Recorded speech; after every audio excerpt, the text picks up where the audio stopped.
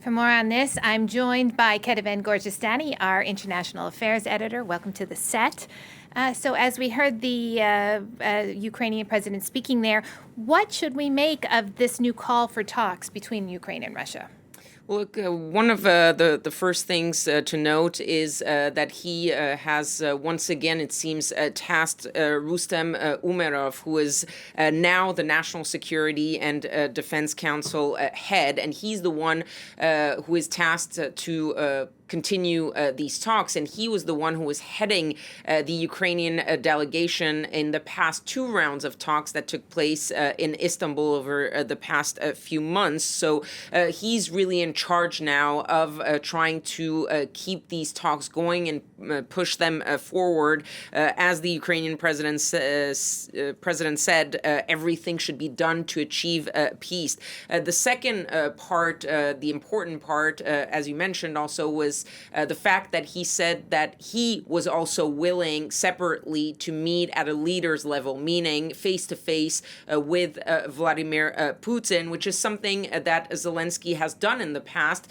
Back when there was this round of talks in Istanbul, he had also said, hey, Vladimir, I will be there. Why don't you come too? And that didn't, of course, happen. But it does look like Vladimir Zelensky is continuing this sort of strategy of forcing maybe Vladimir Putin to show his hand and showing Donald Trump in Washington that Vladimir Zelensky and Ukraine are willing to do whatever it takes to reach that peace deal and trying to show that it is Russia that is the obstacle to peace. Zelensky in different events repeating always that his country have agreed to an unconditional ceasefire, and it is the Russians that are not. And it seems that that strategy is actually working, because when you see the response of the Russians, of Dmitry Peskov from the Kremlin, this idea that we are ready and willing to discuss the peace negotiations, but always adding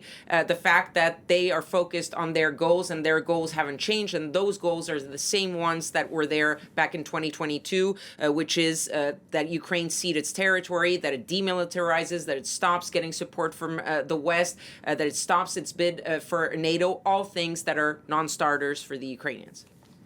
So, as you mentioned, why now? Why is there a reason for Zelensky to make this move at this point in time, if indeed Russia's goals haven't changed?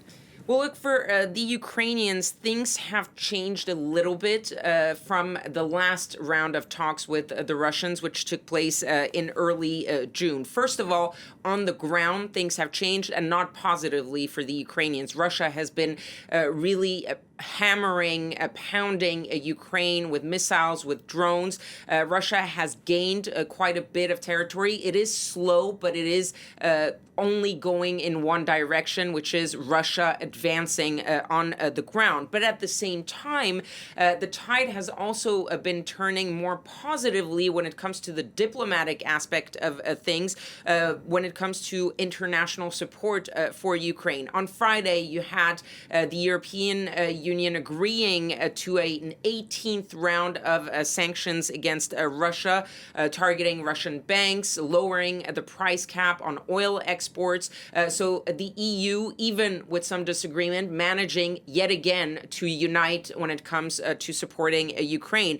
Most importantly, the bigger change has come from Washington, D.C., and this sort of change of attitude of Donald Trump towards the Ukrainians and towards the Russian, with Donald Trump being increasingly critical, increasingly skeptical of Vladimir Putin. Donald Trump announcing that 50-day deadline for the Russians to come to the negotiating table and get a peace deal unless they're willing to face more sanctions, more tariffs, and the fact that Donald Trump has now green-lighted more weapons to Ukraine. Yes, it will be the Ukrainians and the Europeans paying for those weapons, but that is a pretty big change considering what we went through for the past few weeks, where there was this idea that maybe the U.S. was simply going to halt sending weapons to the Ukrainians. And so maybe Volodymyr Zelensky sees yet another opportunity here to show Donald Trump once again that he's on the right side of